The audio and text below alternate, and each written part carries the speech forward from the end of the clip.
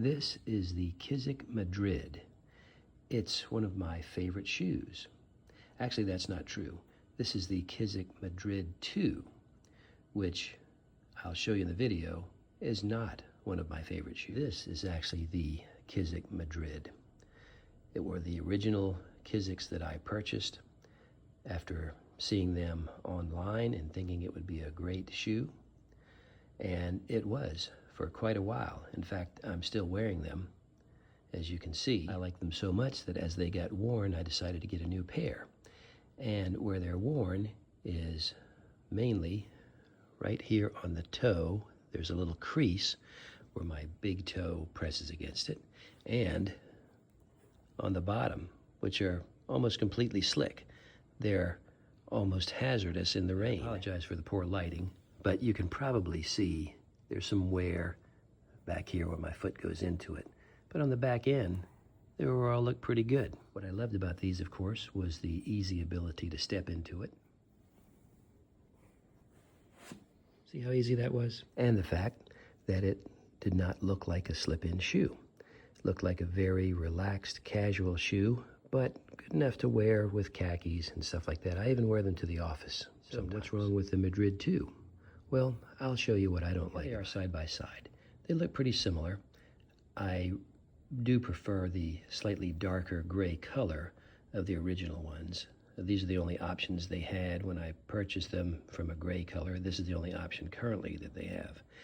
The new material feels about the same, but it's kind of shiny, and that doesn't really show up in this light. But I don't like that. I do like is the way they changed the material a little bit on the back. It is similar to the same material as the rest of the shoe. Back here, you can tell it's slightly different. It's a little more suede feeling instead of the other material feeling of the mesh. Now, I didn't have any problem with this. I liked it much better than a lot of the other Kizik models that have the external frame on them. But as you can see, the heel comes up higher on the new ones than the old one with padding. Now, it makes it thicker and it looks a little less like a dress shoe, if you can call this looking like a dress shoe at all. But this looks more like a tennis shoe.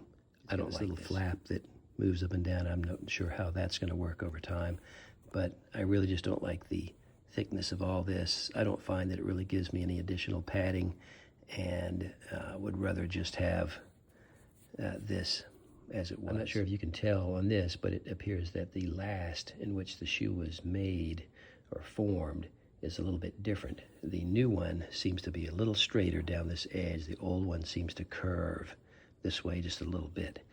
Not quite as noticeable in this, but it's definitely noticeable on my foot. Now, I don't know if that's because of the shoe having been worn and maybe it's broken a little bit in that direction. I can't really tell because it's been so old and I've been wearing them so much that I'm just used to it a certain way. The new ones are not uncomfortable on my feet at all. They just seem to fit a bit different, even though they're the exact same size. I think one of the biggest things I've noticed is the reason you buy these shoes in most cases is their ability to slip into them easily. Well, as I already showed you before, the old one on the right is very easy to slip into, and the left one is the same except for this tongue. This tongue is much more flexible than the old tongue. I think they've got some type of stiffener or padding in this. This one likes to fold underneath a lot. This one seems to spring back. This one sticks. So when you go to put this shoe on, frequently it folds in like that and you have to get your finger under there. That sort of defeats the purpose of having a slip-on shoe. Now, what they have is it's sort of tied in right here to the back, which I guess is supposed to make it slip in and hold better, whereas the old one, you can't really see in there, but it's tied in way down here. So this is just a stiffer area. I just wish that was the same as the old one. To slip into the new one, I've tried to straighten the tongue out as much as possible because it will stay flopped if it goes in crooked. Yeah, it's in there. Let's see, I have to pull that up a little bit to get it back to where it's supposed to go. This one again. Step in, and let's see about the tongue. Nope. Didn't really have to adjust it because it doesn't go. I understand they have a great return policy, but I'm not going to return these. I'm going to keep them as shoes to wear to the office. but I really doubt if I'm going to buy any more. They're still very comfortable, and if I had never received the original ones that I like so much, I may be fine with these. But if you haven't tried the old ones and you try the new ones, you'll probably like them too.